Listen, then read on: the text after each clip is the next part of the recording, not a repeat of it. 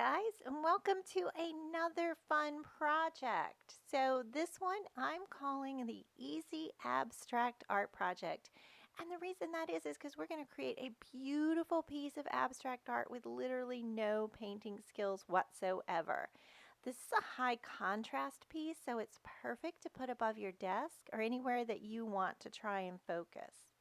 So before we go any further, all of the projects that I do on this channel are designed to empower your space, make you love it and love yourself.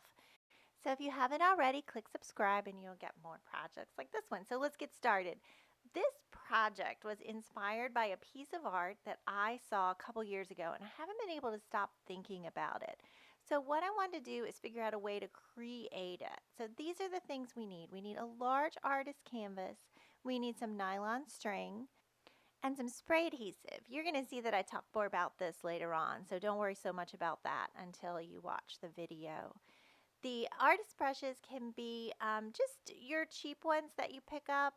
You want good quality wall paint. And I'm going to talk a little bit about that later too.